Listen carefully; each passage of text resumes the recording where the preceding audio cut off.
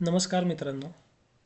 आज आपण previous day हाय आणि प्रिव्हियस डे लो ह्याच्यावर थोडा अभ्यास करणार आहे. तर प्रिव्हियस डे हाय आणि प्रिव्हियस डे लो कसा प्लॉट करायचा हे आपण आता बिटकॉईनच्या चार्टवर चेक करूया. पहिल्यांदा तुमचा सेशन चालू होतो तिथे एक तुम्ही वर्टिकल लाईन घ्या. जिथं सेशन क्लोज होतो तिथं वर्टिकल लाईन घ्या. हा तुमचा सेशन आहे. ह्या सेशनमध्ये ह्या झोनमध्ये मार्केट फिरलेलं आहे. याच्यामध्ये आपल्याला काय करायचं आहे, त्या दिवशी मार्केटनी सर्वात जास्त हाय कुठे लावलेला आहे तिथे एक लाईन आखायची आपल्याला. आपण इथे लाईन आखली, त्या दिवसाचा हाय आणि त्या दिवसाचा लो कुठे, तर त्या दिवसाचा लो इथे खाली आहे. त्या लोला आपल्याला लाईन आखायची. आणि ह्याचा उपयोग आपल्याला कधी होतो, जेव्हा आपण नेक्स्ट डे ट्रेड करतो तेव्हा या ज्या लेवल आहेत प्रिव्हियस डे लो आणि प्रिव्हियस डे हाय, ह्या लेवल खूप महत्त्वाचं काम करतात. आपण नाव देऊया PDH प्रिव्हियस डे हाय आणि ह्याला नाव देऊया PDL प्रिव्हियस डे लो. ह्या लेवल नेक्स्ट डे तुम्ही जेव्हा ट्रेडिंग करता तेव्हा खूप महत्त्वाचं काम करतात. बऱ्याच वेळा सपोर्ट रेजिस्टन्सचं पण काम करतात. आता आपण चेक केलं 6 तारखेचा सेशन संपला. आपण 7 तारखेला गेलो तर बरोबर बघा त्याच लेवलवरून मार्केटने रिॲक्शन दिली आणि मार्केट डाऊन साईडला आलं.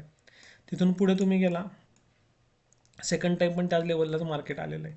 तर याचा उपयोग कधी होतो, जेव्हा तुम्ही अपसाईडला बाईंगचा ट्रेड घेणार आहे आणि वरती PDH असेल तर तुम्ही ट्रेड घेताना थोडा विचार केला पाहिजे की बाबा इथून मार्केट फिरू शकतं, इथं ट्रेड घ्यायचा का नाही घ्यायचा. किंवा आपण डाऊन साईडला मार्केट ट्रेड घेतोय, तर डाऊन साईडला ट्रेड घेताना सपोज तुम्ही असं इथे या लेवलला ट्रेड घेणार असाल, या लेवलला मार्केट डाऊन साईडला चाललं आणि तुम्ही इथे ट्रेड प्लॅन करायचा विचार करताय, तर तुम्ही बघितलं पाहिजे खाली PDH आहे काय. प्रिव्हियस डे लो असेल तर तिथून मार्केट फिरायचे चान्सेस हे खूप असतात. तर ह्या लाईन ड्रॉ करणं तुम्हाला खूप महत्त्वाचं आहे. जेव्हा सकाळ सकाळ आपण मार्केटला बसतो तेव्हा पहिल्यांदी प्रिव्हियस डे हाय आणि प्रिव्हियस डे लो हे मार्क करून घ्यायचे. आणि हे मार्क करायचा तुम्हाला जर कंटाळा येत असेल, हे कसे करायचे हे जर तुम्हाला खूप क्रिटिकल वाटत असेल, तर मी त्यासाठी तुम्हाला एक इंडिकेटर सांगतो. आता ह्या लाईन आपल्या अशाच ठेवूया, तो इंडिकेटर बरोबर त्याच्यावर वर्क होईल. CPR म्हणून इंडिकेटर आहे, CPR बाय KGS म्हणून. हा इंडिकेटर तुम्ही चालू केला, मी इथं ऑलरेडी लावून ठेवलेलं आहे, सेटिंग केलेलं आहे बघा. ह्याने इथं आपण जिथं लाईन आखलेली तिथंच बरोबर प्रिव्हियस डे हाय आणि तिथंच बरोबर प्रिव्हियस डे लो मार्क केलेला आहे. आता हा इंडिकेटर तुम्ही तुमच्या इथं ॲड केला की तिथं बऱ्याचशा लाईन येतील. तर तुम्हाला काय करायचं आहे, त्याच्या स्टाईलमध्ये जायचं आहे आणि सगळे बॉक्स अनटिक करायचे आणि फक्त त्याच्यामधला प्रिव्हियस डे हाय आणि प्रिव्हियस डे लो ह्या बॉक्सला टिक करायची. प्रिव्हियस डे हायला ग्रीन कलर द्या, प्रिव्हियस डे लोला रेड कलर द्या.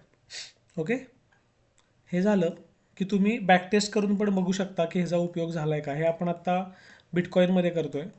आता मी ह्या जुन्या माझ्या लाईन डिलीट करतो. आपण जर आता बॅक टेस्ट करायला गेलो तर बघा इथे हा प्रिव्हियस डे लो होता, इथे रेडमध्ये मार्क झालेला आहे. बरोबर मार्केटने इथं रेजिस्टन्स घेतला आणि मार्केट खाली आलेलं आहे. असं तुम्ही कुठेही जावा, बॅक टेस्ट करा. ह्याचा बॅक टेस्ट केल्यावर तुम्हाला ह्याचा रिझल्ट नक्की लक्षात येईल. तुम्ही कितीही मागे जावा. आता हा बघा इथं प्रिव्हियस डे लो आहे, हा प्रिव्हियस डे लो इथं मार्क झाला. नेक्स्ट डेला बरोबर इथून मार्केटनी सपोर्ट घेतला आहे, मार्केटवरती गेलेलं आहे. इथं प्रिव्हियस डे हाय आहे, प्रिव्हियस डे हायला रेजिस्टन्स घेऊन मार्केट खाली आलेलं आहे.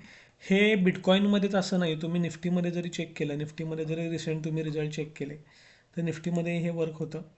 आता निफ्टीमध्ये बघा, तुम्ही जर निफ्टीमध्ये चेक करायला गेला,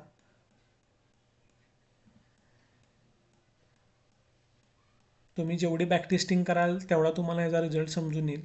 बॅक टेस्टिंग केली नाही तर रिझल्ट समजणार नाही याचा.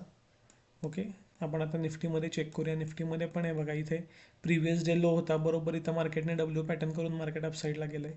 इथे पण प्रिव्हियस डे लोला इथे रिस्पेक्ट केलेलं आहे मार्केटने. इथं प्रिव्हियस डे हाय आहे, प्रिव्हियस डे हायला मार्केटनी सपोर्ट घेतला आहे, मार्केट वर गेलेलं आहे. हे तुम्ही बिटकॉईनमध्ये, गोल्डमध्ये सगळीकडे तुम्ही चेक करू शकता. तुम्ही जेवढं बॅक टेस्टिंग कराल, जेवढं चेक कराल तेवढा तुम्हाला याचा रिझल्ट नक्कीच लक्षात येईल. आणि बॅक टेस्टिंग आणि चेकिंग केल्याशिवाय काय होणार नाही आहे. मेन म्हणजे जेवढं जास्त बॅक टेस्टिंग कराल तेवढ्या त्यातल्या तुम्हाला छोट्या छोट्या गोष्टी समजून येतील. तर तुम्हाला याच्यामध्ये काही शंका असतील, काही डाऊट्स असतील तर तुम्ही मला कमेंट करू शकता. आणि आपण यासारखे नवीन नवीन व्हिडिओ घेऊन आता येणार आहे.